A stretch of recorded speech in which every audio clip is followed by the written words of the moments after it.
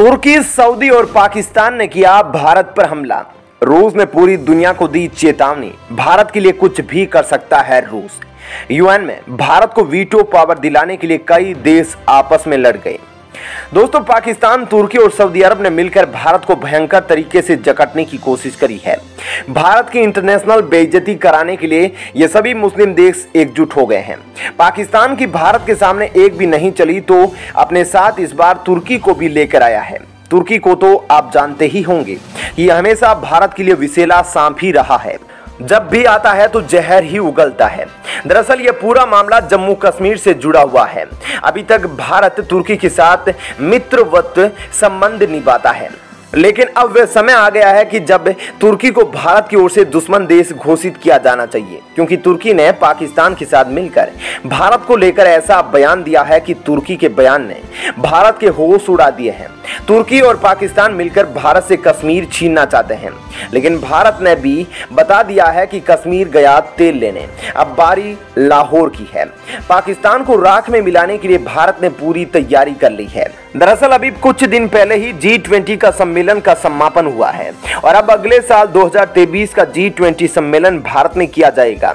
भारत की ओर से इस सम्मेलन का आयोजन जम्मू कश्मीर में कराए जाने की तैयारी की जा रही है, लेकिन इसी बीच इस सम्मेलन से जुड़ी एक खबर सामने आ रही है, जिसमें कहा जा रहा है कि चीन के गुर्राने और पाकिस्तान के भौंकने पर भारत डर गया है और अब भारत सरकार G20 का सम्मेलन जम्मू कश्मीर में ना करके दिल्ली में कराएगी।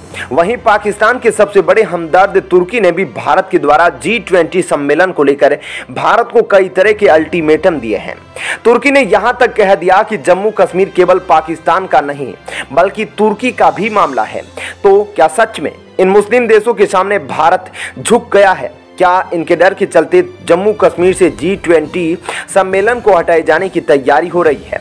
उधर रूस ने भारत को यूनाइटेड नेशन में स्थायी सदस्यता को लेकर क्या कुछ कहा है, आइए आपको इस खबर के बारे में विस्तार से बताते हैं। दुनिया की 20 बड़ी अर्थव्यवस्था वाले देशों के संगठन G20 का 2023 का शिखर सम्मेलन जम्मू और कश्मीर में कराने की तैयारी है। इसके लिए जम्मू कश्मीर सरकार ने 30 जून को एक 5 सदस्यीय समिति का गठन किया था। जम्मू कश्मीर को विशेष दर्जा देने वाले अनुच्छेद 370 के वापस लिए जाने के बाद से ये वहां होने वाला पहला बड़ा अंतर्राष्ट्रीय सम्मेलन होगा। कई लोगों ने जम्मू कश्मीर में G20 समिट करने की पहल का स्वागत किया है और इसे रणनीतिक कदम बताया, लेकिन अब इसे लेकर विवाद हो गया है। सबसे पहले इस पर पाकिस्तान ने आपत्ति जताई। पाकिस्तान ने 26 जून को भारत की इस पहल को खारिज करते हुए कहा कि जम्मू कश्मीर अंतर्राष्ट्रीय स्तर पर स्वीकार्य विवादित इलाका है। बीजेपी नेता सुब्रमण्यम स्वामी ने 3 जुलाई को ट्वीट कर बताया कि मोदी सरकार जम्मू कश्मीर में G20 समिट कराने से पीछे हट रही है। अपने ट्वीट में स्वामी ने लिखा कि मोदी सरकार समिट से पीछे हट गई है। पहले घोषणा की गई थी कि इसका आयोजन जम्मू कश्मीर में किया जाएगा। इसके बाद चीन गुर्राया और पाकिस्तान भौंका। इसके बाद मोदी सरकार डर गई और अब G20 समिट दिल्ली में कराने का फैसला किया गया है। सुब्रमण्यम स्वामी की ओर से कहा गया है कि सरकार की ओर से कई जानकारियां मिली है, जिसमें जम्मू कश्मीर में G20 समिट नहीं होगा और इसका आयोजन दिल्ली में ही होगा। सऊदी अरब समेत खाड़ी के कई देशों में भारत के राजदूत रहे तनवीर अहमद कहते हैं कि भारत को पूरा अधिकार है कि वो समिट अपने किसी भी इलाके में कराए। तनवीर अहमद ने कहा कि जम्मू कश्मीर जो भारत के हिस्से में है उस पर कोई विवाद नहीं है, यह हमारा संप्रभु इलाका है। विवाद तो पाकिस्तान के कब्जे वाले कश्मीर को लेकर है। मुझे नहीं लगता कि सऊदी अरब और तुर्की को जम्मू कश्मीर में G20 समिट के आयोजन से कोई दिक्कत होगी। पाकिस्तान तो G20 का सदस्य भी नहीं है, ऐसे में उसकी आपत्ति का कोई मतलब भी नहीं। चीन ने ऐसा नहीं कहा है कि वो इस बैठक में शामिल नहीं होगा या बहिष्कार करेगा। अगर तुर्की और सऊदी की जगह को लेकर कोई दिक्कत है तो वो राजनयिक स्तर पर बात कर लेंगे। शिमला समझौते में पाकिस्तान ने भी कश्मीर को द्विपक्षीय मामला माना था, ऐसे में इसमें विवाद कहां है? हालांकि तुर्की के राष्ट्रपति रज्जब तय्यब एर्दोगन के कई मौकों पर कश्मीर को लेकर पाकिस्तान का खुला समर्थन किया है। फरवरी 2020 में पाकिस्तानी संसद में संबोधन के दौरान एर्दोगन ने कहा था कि कश्मीर जितना अहम पाकिस्तान के लिए है उतना ही तुर्की के लिए भी है। तुर्की ने कश्मीर से अनुच्छेद 370 हटाने का विरोध किया था। भारत के विदेश मंत्रालय ने उनकी टिप्पणी पर नाराजगी जताते हुए कहा था कि तुर्की को भारत के आंतरिक मामलों में दखल नहीं देना चाहिए।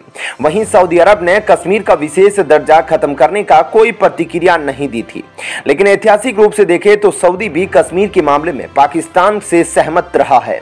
आपको बता दें कि G20 में दुनिया की बड़ी अर्थव्यवस्था वाले 20 देश शामिल है। G20 के पास वैश्विक GDP की 80% हिस्सेदारी है, 75% वैश्विक कारोबार पर नियंत्रण है और 60% वैश्विक आबादी है। G20 के देशों में Australia, Brazil, Canada, Germany, France, India, Indonesia, Italy, Japan, Mexico, रूस, सऊदी अरब, दक्षिणी अफ्रीका, दक्षिण कोरिया, तुर्की, ब्रिटेन और अमेरिका शामिल है।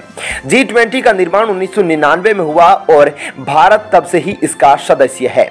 दोस्तों, ये तो थी इस वीडियो की पहली खबर। आइए अब दूसरी खबर के बारे में बताते हैं। भारत के लिए मजबूती से खड़ा हुआ रूस, चीन के सामने ही कर दिया बड़ा ऐलान।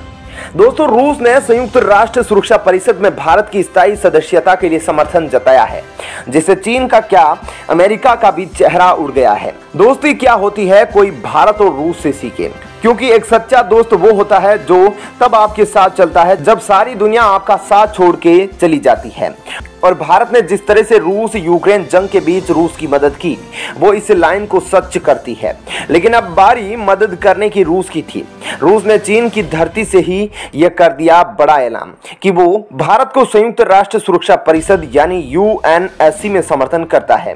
चीन में आयोजित ग्लोबल पीस फोरम में बोलते हुए रूसी राजदूत एंड्री डेनिसोव ने कहा कि वह भारत और ब्राजील को UNSC का हिस्सा बनाए जाने के लिए चर्चा को तैयार है।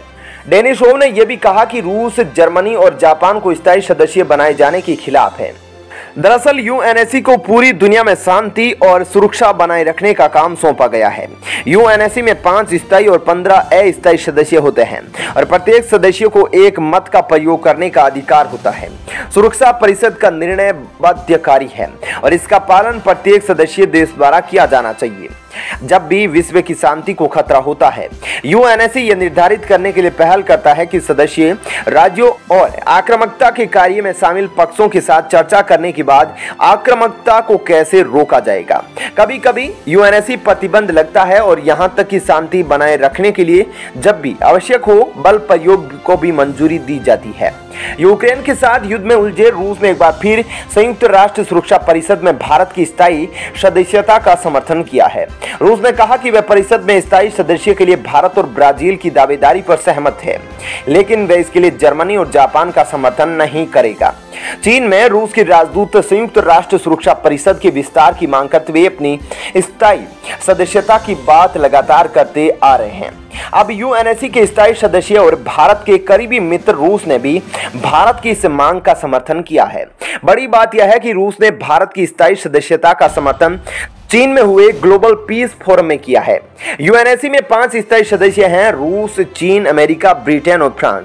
इन 500 देशों के पास किसी भी मुद्दे पर वीटो का अधिकार है। तो दोस्तों, इस वीडियो में इतना ही, लेकिन आप खबर को लाइक और कमेंट में अपनी राय जरूर साझा करें। धन्यवाद।